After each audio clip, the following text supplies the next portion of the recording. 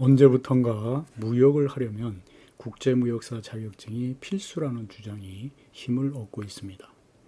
국제무역사 수험서가 날개돋치듯 팔리고 인강을 비롯한 관련 강좌가 성황을 이루고 있습니다. 과연 국제무역사가 필수 자격증일까요?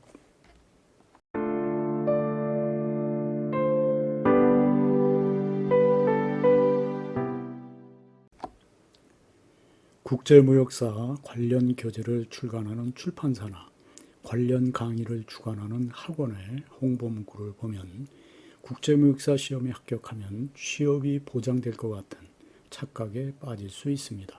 하지만 현실은 다릅니다. 일단 종합상사를 비롯한 대기업에서 무역직이나 해외 영업직 신입사원을 뽑을 때 국제무역사 시험 합격자를 우대하는 경우는 거의 없습니다. 대기업 채용 공고에서 직접 확인해 보시기 바랍니다. 채용 공고에는 명시하지 않더라도 자기소개서에 포함시키면 가산점이 주어지지 않을까 생각할 수도 있지만 그럴 가능성도 높지 않습니다. 대기업에서는 신입사원을 뽑을 때 무역 실무 지식보다는 외국어 능력이나 인성을 위주로 봅니다. 사내 교육 시스템이 갖춰져 있고 수습기간 동안 선임자에게 일을 배울 수 있기 때문에 실무 지식은 일하면서 얼마든지 배울 수 있다고 생각하기 때문입니다. 이건 대기업에서 무역직이나 해외 영업직을 뽑을 때 무역 관련 학과 출신을 특별히 우대하지 않는 이유와 상통합니다. 매년 대기업의 무역직이나 해외 영업직으로 입사하는 신입사원의 상당수는 국제무역사는커녕 무역의 무자도 모르고 연수원에 입소합니다. 중소기업 중에는 무역직이나 해외 영업직 신입사원을 뽑을 때 국제무역사 시험 합격자를 우대하는 경우가 종종 있습니다. 채용 공고에는 명시하지 않더라도 서류 전형 단계에서 국제무역사 시험 합격자를 우대할 가능성도 있습니다. 대기업과 달리 사내 교육 시스템을 확보하기 힘들기 때문에 바로 일할 수 있는 실무형 인재가 필요하기 때문입니다. 하지만 중소기업의 경우에도 국제무역사 자격증이 있다고 해서 취업이 보장되지도 않고 국제무역사 자격증이 없다고 해서 취업에 큰 장애물이 되지도 않습니다. 중소기업 중에서도 국제무역사 자격증에 특별한 의미를 부여하지 않는 곳도 많습니다. 결론적으로 대기업에 지원할 때는 국제무역사 자격증이 큰 도움이 되지 않고 중소기업의 경우에는 일부 도움이 될 수 있다라고 정리할 수 있습니다.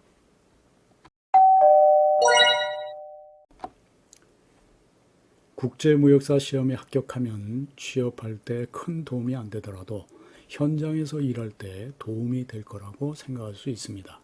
전혀 도움이 되지 않는다고 단언할 수는 없지만 기대만큼 큰 도움이 되지는 않습니다.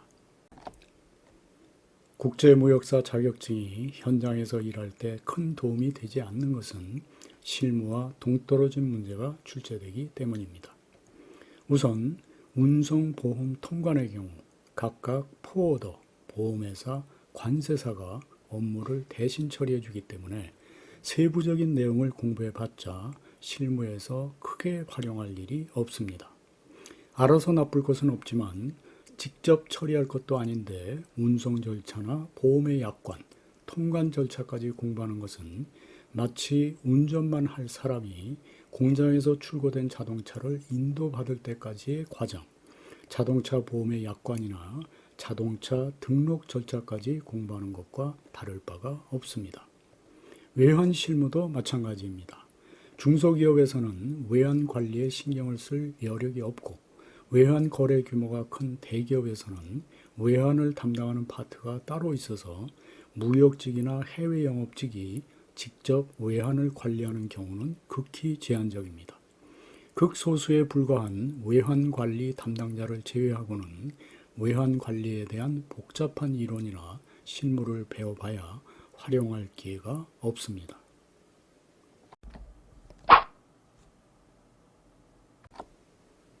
대무역법이나 관세법과 같은 무역 관련 법규나 비엔나 협약 같은 국제규칙의 경우에도 미리 이들 법규와 규칙의 세부 조항까지 공부할 필요가 없습니다.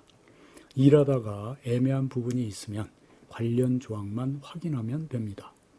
국내에서 무언가를 사거나 팔기 위해서 우리나라의 상법이나 공정거래법을 따로 공부하지 않아도 되는 것과 마찬가지입니다. 정상적인 무역거래만 한다면 대무역법이나 관세법을 위반해서 처벌을 받을 일도 없고 비엔나 협약을 적용해야 할 사안이라면 어차피 국제 변호사의 도움을 받아야 합니다. 무역계약 과목에서도 변별력을 요구하는 자격시험의 특성상 실무와는 동떨어진 이론이나 일반적인 무역거래와는 상관없는 문제가 다수 출제되고 있습니다. 인코텀즈의 경우 책에 나오는 11가지 조건을 다 쓰는 경우는 없으며 각자 회사에서 사용하는 조건에 대해서 보험을 누가 들고 원가 계산을 어떻게 하는지만 알면 됩니다. 시험에 자주 등장하는 청약이나 승낙과 같은 용어는 현장에서는 전혀 사용하지 않습니다. 무역결제 과목에서도 지나치게 이론적이거나 지엽적인 문제가 다수 출제되고 있습니다. 대금결제 업무의 주체는 무역회사가 아니라 은행입니다. 무역결제 과목에서 중요한 부분을 차지하고 있는 신용장만 하더라도 수입자는 은행에 신용장을 개설해달라고 신청만 하면 되고 수출자는 신용장에서 요구하는 서류를 제출하고 돈을 받으면 그만입니다. 은행에서 일할 것이 아니라면 대금결제와 관련한 복잡한 이론이나 절차까지 마스터할 필요가 없습니다. 무역 현장에서 수십 년 동안 일했다 하더라도 따로 공부를 하지 않는 한 국제무역사 시험에 합격한다는 보장이 없습니다. 현장과는 동떨어진 이론과 무역회사에서 처리하지도 않는 업무, 일반적인 무역거래와는 전혀 상관이 없는 지엽적인 문제가 다수 출제되기 때문입니다. 결론적으로 국제무역사 자격증을 따서 나쁠 것은 없으나 무역직이나 해외 영업직으로 취업하기 위한 필수 조건은 아니며 현장에서 일할 때도 기대만큼 큰 도움이 되지는 않는다라고 정리할 수 있습니다.